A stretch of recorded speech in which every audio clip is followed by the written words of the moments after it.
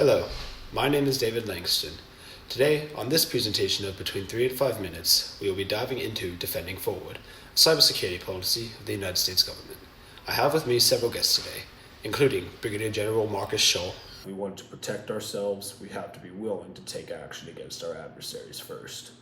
Dr. Michael Harrington. The goal of Defend Forward is not to act as a vigilante force in cyberspace, but rather to ensure that threats are intercepted and prevented before they can reach maturity. I'm James Matthews. This isn't something that just affects the government. It's about protecting the average citizen. It's about protecting me and you.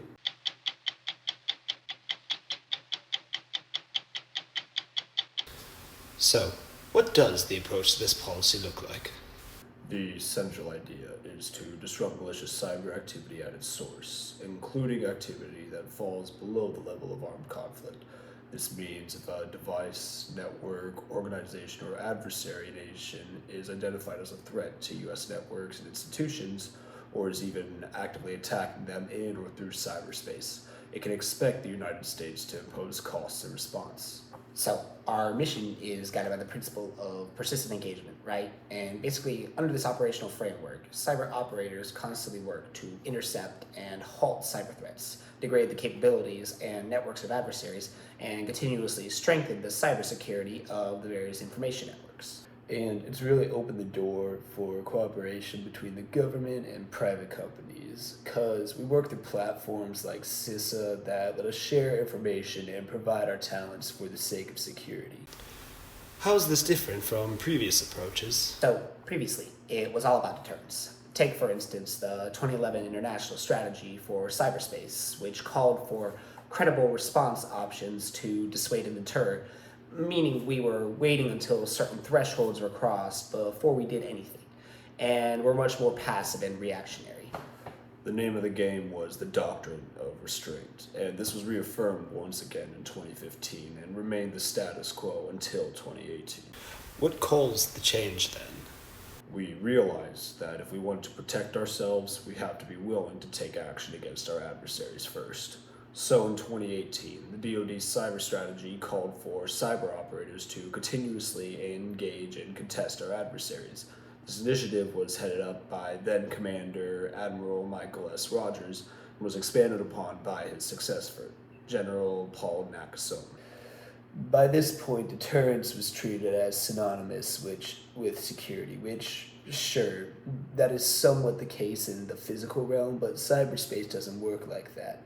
There was a fear that further action meant war, but we're dealing with a completely new realm with completely new rules. Is it about being the aggressor then? Sort of a best offense is a good defense idea? Absolutely not. The goal of Defend Forward is not to act as a vigilante force in cyberspace, but rather to ensure that threats are intercepted and prevented before they can reach maturity.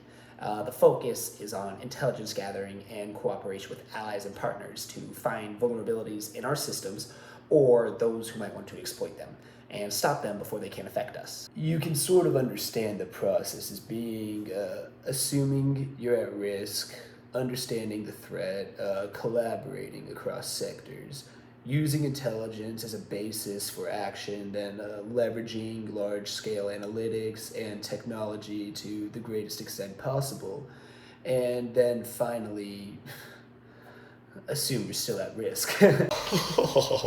So, in the end, it's about controlling our own destiny. Yes, rather than simple deterrence, we want to compete with our adversaries and make it as hard for them to even operate, let alone find ways into our systems. Our work has been primarily focused on protecting our elections, and we even were able to indict the Russian-based Internet Research Agency for trying to interfere with our elections from the moment of this policy's inception in 2018. Right, we want to take back the initiative, not only for our own sake, but also for our allies and those who count on us. Through different host force operations and other missions, we strengthen those bonds and keep each other safe. Yes, that's why I and other companies like Cybereason, FireEye, and CrowdStrike all get involved because we have a personal stake in it. This isn't something that just affects the government. It's about protecting the average citizen. It's about protecting me and you.